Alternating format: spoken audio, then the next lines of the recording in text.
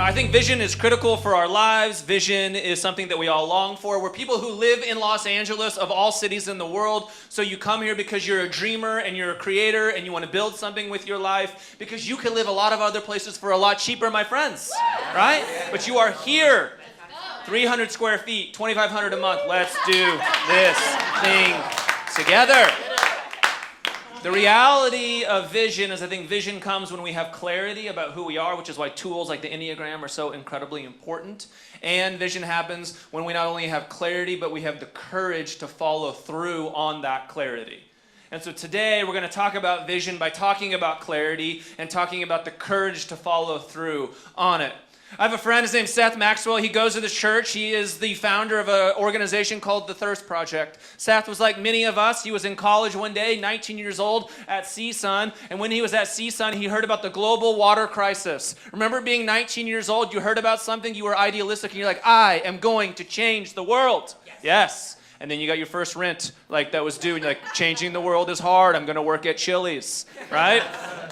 And so Seth got that vision that there's a global water crisis. At the time, there's 1.1 billion people on planet Earth who do not have water. He was devastated by this reality. He told his friends in class, do you know about the global water crisis? We need to do something about it. He went to his local Ralph's. He bought like $50 worth of water bottles. He went out on Sunset Boulevard and he gave away free water bottles. And people on Sunset Boulevard said to him, why are you giving away free water bottles? To which he said, do you know about the global water crisis? And after doing that, they gave away all the water bottles, and they made like $3,000 that day, right? He got his friends involved, and then they gave away that money to a global water organization. But then he realized like there's more work to be done here, so he invited more people and more people. And then eventually what they ended up doing is they moved from just like talking to people by giving out water bottles on the street to eventually years and years later, they became a water organization themselves, and they began to build wells in areas around the world that didn't have clean water. And today, the Thirst Project is the world's largest youth water organization, utilizing over 400,000 students every single year towards the global water crisis. And what they do is very simple. They use the same principles that they did back in the day of how do you just give away water or talk about water. What happens if at every prom and at every dance or whatever kid is in Key Club or ASB or whatever it may be, what if they're just talking about the global water crisis? Now, what if all of those kids are raising just a couple $100s? Well, now that's millions of dollars to change the world. And Seth talks about it all the time. Now there's 700 million people in the world without clean water, but there's a day in which we will see that everyone could have clean water on planet Earth because some people had vision. They had vision for something that was bigger than themselves. They had vision where something moved them and changed them and shaped them, and they said, I have to do something about this. And when you have vision, it burns in your bones. There's something inside of you says that this thing must change. There is what is, but what could be in this world. And I bet you that every single one of us that had that moment in life where there was what was, and you said it could be something different, and it is moving me. And sometimes it starts as a dream, and it starts as an idea, and we live in la-la land, people. This is the realm of dreams and ideas, but vision is so much bigger than that. And at this point in my life, I love being around visionaries. I love dreamers. I love idea makers. It's not the same thing as visionaries. Because visionaries are motivated in a different way to find clarity. Visionaries are motivated in a different way to follow through on that clarity, and they have the courage to do it. And so to talk about vision, my friends, we're going to talk about some things.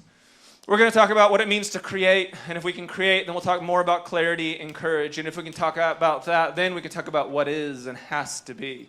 And if we can understand what is and has to be, then we can talk about what do you want. And if we can talk about what do you want, not all of you are friends of Amazon and Jeff Bezos, and yet most of all of you use the product, so we're going to talk about it, Amazon. And if we can talk about Amazon, well, we already talked about the Thirst Project. We'll talk about what's mundane, and then we'll talk about some others. And I am so out of breath because I want to push this thing. So let's do this thing together. Follow along with me in Nehemiah chapter 2. The king said to me being Nehemiah, what is that you want? Before this, in the story, what's happening is that Nehemiah has a brother who comes from Jerusalem to the courts in Persia where King Artaxerxes is, and Nehemiah is a cupbearer for the emperor, and his brother tells him that in the land of Jerusalem that everything is still devastated, and he's heartbroken by this. For even bigger context than that, if you are in the Old Testament story, what you know is that the Israelites every couple hundred years get destroyed by a world superpower. In 722 BC, they're destroyed by the Assyrians. In 586 BC, they're destroyed by the Babylonians. And in this story, we're like 444 BC.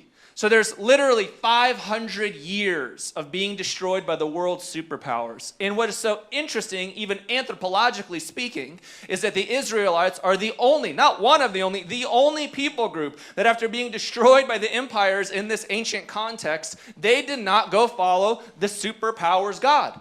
They are not following Babylon's God now or Assyria's God. They are not following Persia's God. They are still following Yahweh and the ways of Yahweh. And that is critically important. And what's mind-blowing about that is it's 2026 on a smoky day in Los Angeles, and you're here because of that faith tradition. You are not worshiping Zeus. You are not worshiping some other god. You are here because there's something about this faith tradition, there's something about the vision that we've been given for thousands of years that keeps you interested and is hopefully changing and transforming and healing and maturing your life.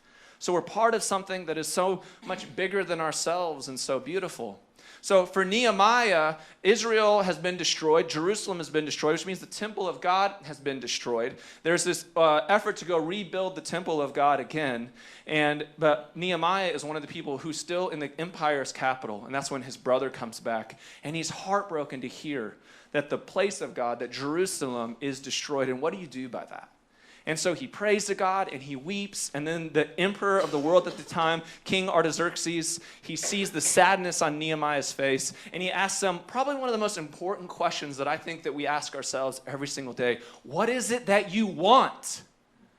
I did executive coaching for years. And so for a long time, I would spend 6 months with people just asking one question. What do you want? We cannot move on with coaching until you can answer, what do you want? And it is so difficult for human beings to legitimately and genuinely answer that question. What do you want? Not what do they tell you you want to do, not what do you have to do, not what does everyone think that you're supposed to do. What do you want? And he's asked the question. And Nehemiah gives him an honest answer. And it says, if it pleases the king and if your servants have found favor in his sight, let him send me to the city of Judah where my ancestors are buried so that I can rebuild it. The vision is simple. I want to rebuild the thing.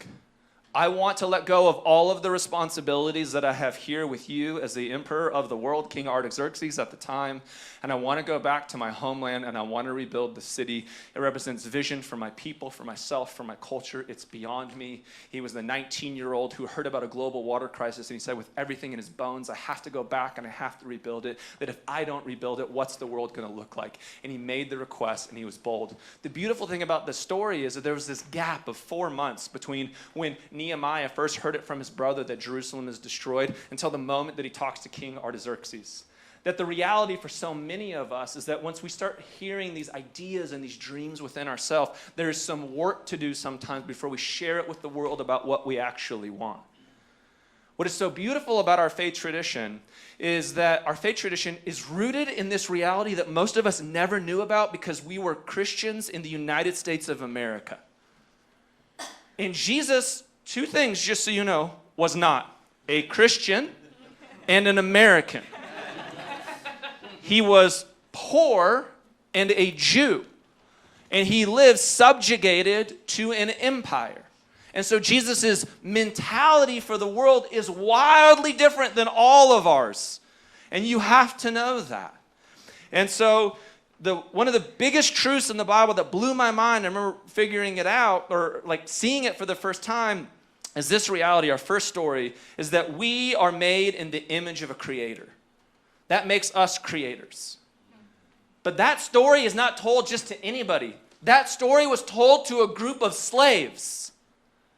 Imagine having no power, having no authority in this world, having been slaves for 400 years. Somebody can free you. But having freedom and knowing how to live in freedom are not the same thing.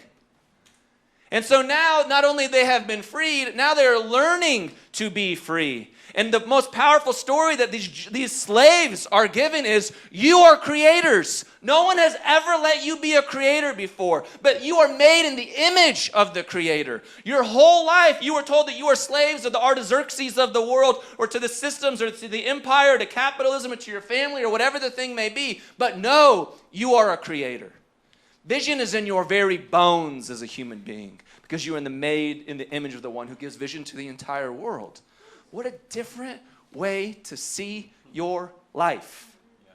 So when Nehemiah is told that Jerusalem is in ruins, there is a vision in him to go create in the world. And it is a group of people who have not been allowed to create because they continue to be subjugated.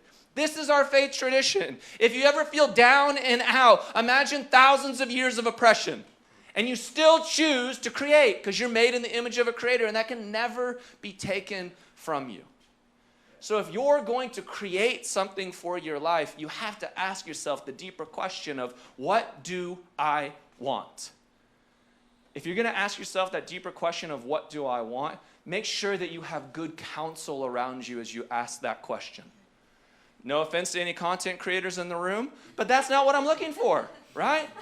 I'm looking for a therapist counsel. I'm looking for someone with the degrees counsel. I'm looking for friends who have been in my life, and when shit hit the fan, you were loyal to me counsel. I'm looking for scriptures counsel because it's lasted thousands of years for a reason. Some of it is hog wild, and some of it is super beautiful, right?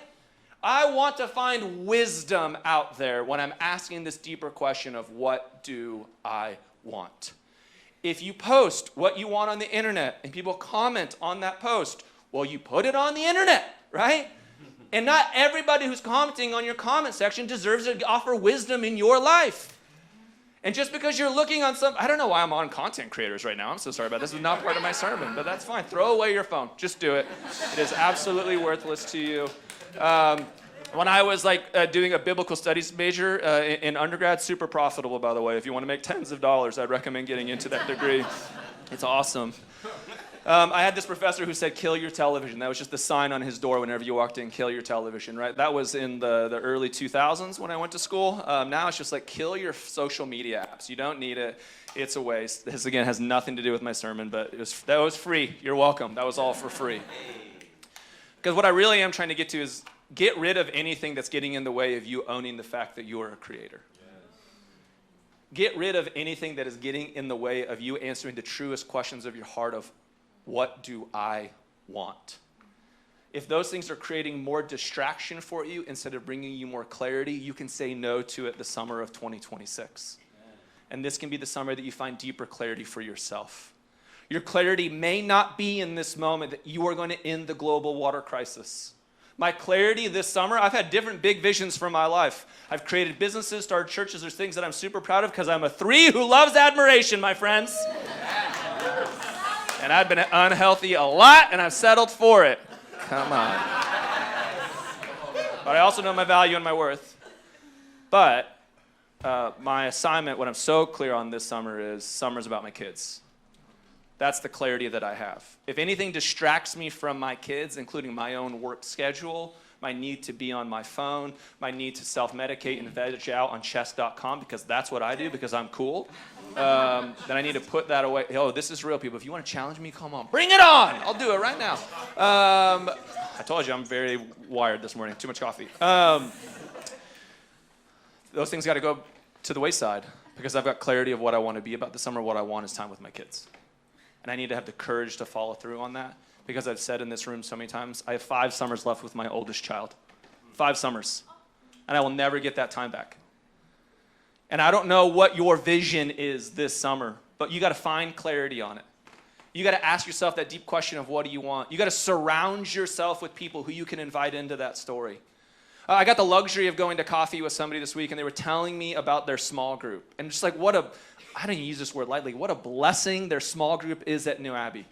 What a beautiful opportunity it is for them to be vulnerable and share about their life and the people that support them, the way that it impacts who they are and what they do and the relationships, the way that they see themselves and what God is. What a gift to be a part of a group like that.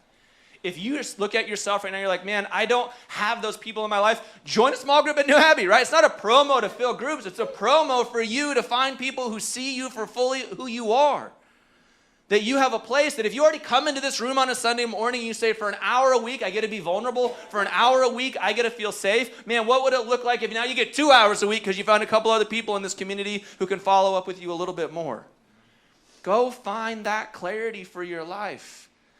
The story of Nehemiah sets out a beautiful path for us, and I said I was going to be quick, so no, I lied. So here we go.